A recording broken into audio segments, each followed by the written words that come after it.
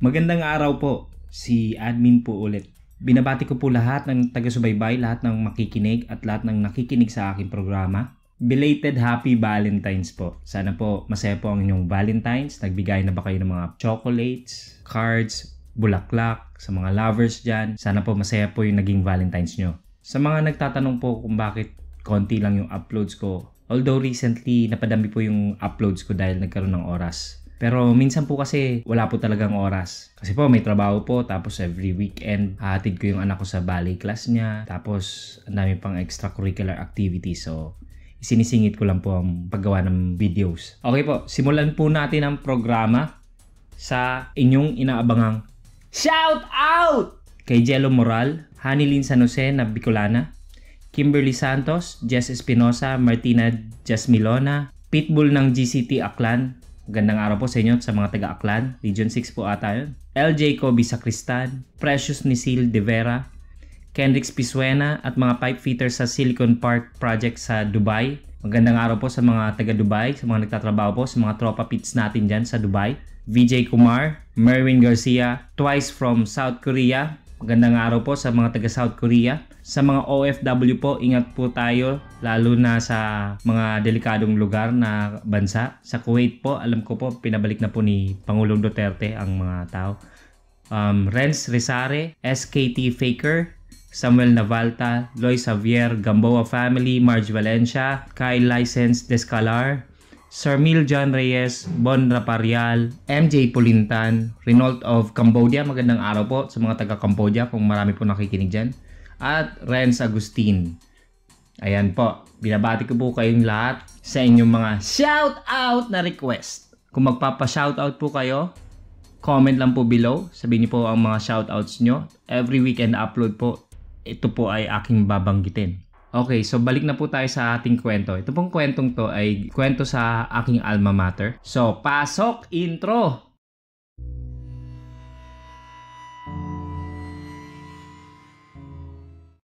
The year was 1930. Sa isang silid sa UP, excited ang lahat, kahit maging ang mga proctor. Sa lahat naman ng room siguro eh. Pagpatak ng alas 7 ng umaga, binigay na ng mga proctor ang unang libreta at sa mga examinees habang nagbibigay ng instructions ang head proctor. Matapos mapaliwanag ng head proctor, sabi niya, "If there are no more questions, you can now start your mathematics examination in 5, 4, 3, 2, 1. At nagsagot na ang mga mag-aaral. Makaraan ng takdang oras, sabay-sabay pinatigil ang mga examinees at pinapasa na ang mga papel nila para makolekta. Now you can start your language proficiency examination in 5, 4, 3, 2, 1. At muling nagsagot ang mga mag-aaral. At pagkaraan uli ng takdang oras, sabay-sabay pinatigil ang mga examinees at pinapasa na ang mga papel nila para makolekta. That wasn't so hard, isn't it? Alright, your third examination is Science and Technology and you can start answering your test papers in 5, 4, 3, 2, 1. Yung bata na nakaupo sa seat number 27, bumulagta na lang bigla sa sahig. Napatigil ang lahat at agarang pinuntahan ng mga proctors ang bata. Wala na itong pulso at hindi na rin ito humihinga. Mabilis siyang isinugod sa ospital. Panandaliang natigil ang pagsusulit sa silid. Pero since the show must go on, itinuloy pa din nila ang exams matapos ang ilang minuto. Kakatapos lang ng examinations para sa umagang yun nang matanggap ng head proctor ang balitang dead on arrival ang bata sa ospital. Inatake daw sa puso. Matapos ang ilang linggo, nakolekta na lahat ng sinagutang test paper ng batch na yon at nagsimula na ang checking. Kalahat na kalat ang istorya ng batang namatay sa grupo ng mga checker. At nakuha pa ngang magbiro ng ilan na siguro ang hirap sobra ng exams. May inatake sa puso eh.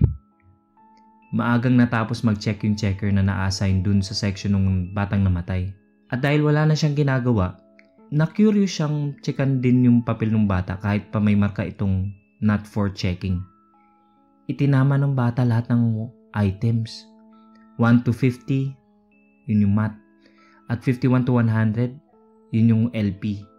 Nasambit niya tuloy na, sayang, Mukhang kaya pa naman niyang itama ang buong exam.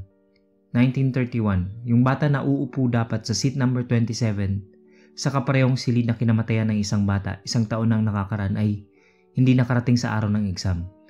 Bakante ang upuan sa taong yun at walang nag-isip ng kahit ano tungkol sa pangyayaring ito.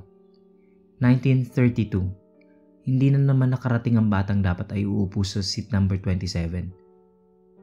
Coincidence lang siguro, ang sabi ng mga proctor. Bakante na naman ang upuang yon that year.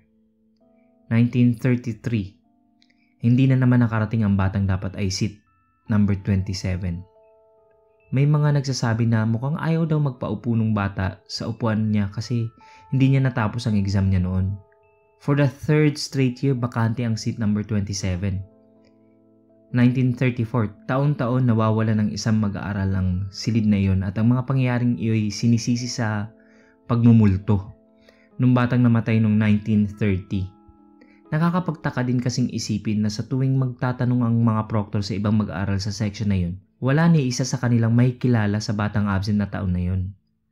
Kaya ngayong taon, naisipan ng mga proctor na tanggalin na ang seat number 27 at mag-iwan na lamang ng bakanting espasyo sa gitna ng seats number 26 at 28. Ito daw kasi ang suhestyon ng isang espiritista na nakatira sa Los Baños. Ang nangyari, hindi lamang isang bata ang absent ng taong iyon. Absent din ang mga batang uupo sana sa seats number 26 at 28. Maging ang mga batang naka-assign sa likod at harapan ng mga upuan. Pati ang mga upuang nasa likod at harap ng mga espasyong iniwan sa seat number 27. Nabakante din ang taon na yun.